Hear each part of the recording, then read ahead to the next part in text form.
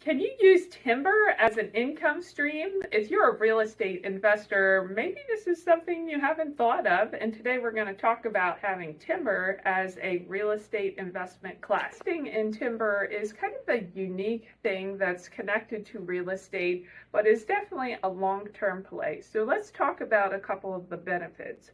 So it is definitely, as I mentioned, a long-term play, but if you are just looking to play some money and be able to see it literally grow over years, investing in forest land can be a great way to do that. So a typical time frame is going to be 15 to 30 years, because 15 years is when a stand of timber is usually ready for a thinning, which is when you would take out some of the smaller trees, and then a full 25 to 30 years for a full harvest of hardwood trees. So you have to be prepared to stay in it for the long term. But one of the nice things about investing in timber is the fact that you can harvest it when you're ready. So let's say the economy is doing bad, there's not a whole lot of building going on, lumber prices are way down. You can wait, and it does nothing but grow in value until you're ready to harvest it and make sure you're receiving the full benefit of your investment in that timber. So that's one of the real nice things that you don't necessarily see in other asset classes. So some of the factors of value to keep in mind is that the location and proximity to a mill is really important in understanding the value. And that's because transportation costs when taking the lumber from where it's physically cut down to a mill, it can cost a lot of money. I'm sure you passed a big tractor trailer load full of lumber before, and that transportation cost is a big bearing on what that lumber is going to get for you when it's taken down off your land. So if you're way out there up a huge mountain and it's going to cost a lot of money for it to come down and get to a mill, that's going to affect the value. And then also how many mills there may be in proximity to your property. So obviously more competition usually drives prices. If there's only one mill and X is their price, that's what you're going to get. But if you have multiple mills to choose from, that's going to be a better thing for your value. So the location and the proximity to your mills is usually the first consideration of value. And then secondarily, the type and size, which is what most people would think of first. But with the obvious one of how big your trees are, that will affect a lot of the value, but also what type.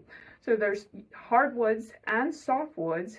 Hardwoods are your trees that usually lose their leaves in the wintertime, the deciduous trees. And then softwoods are your evergreen trees, which are your pines and your spruce and that type of thing, which generally will grow faster, but also their value will be different.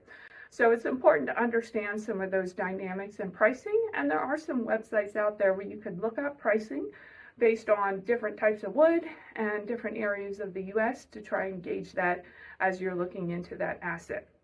So next, let's talk about the tax treatment. And this is an interesting one because it's kind of a combination of real estate investing and a commodity. So how is that tax treated? So first, remember that land is not depreciable, but anything that's an asset on the land is going to be treated differently.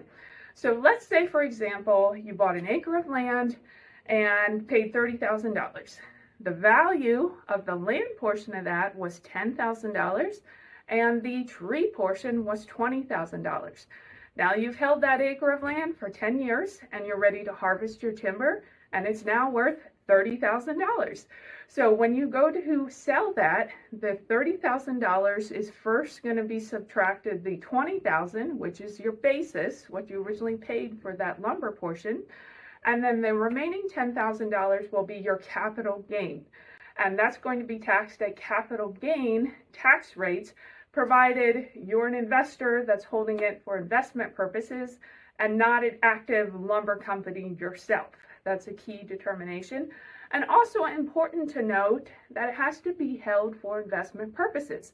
So if you buy yourself a beautiful estate, that's your primary residence, you're living on it, and the lumber's just a little side thing, you're going to need to talk to your accountant about that.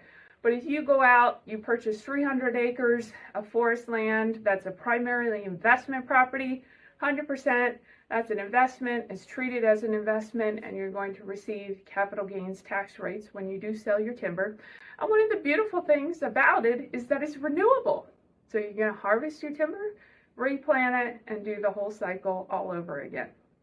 So let's talk about the ways that you can invest. And the obvious one is, of course, going out and buying the land yourself. But of course, that takes a lot of knowledge of the market and knowledge of the product and all those things that we talked about.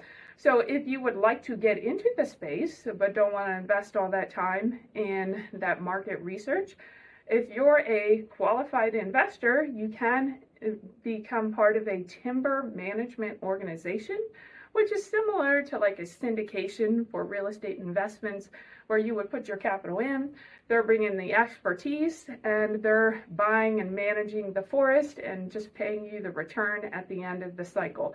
So that can be an opportunity for direct ownership without all the work and management yourself.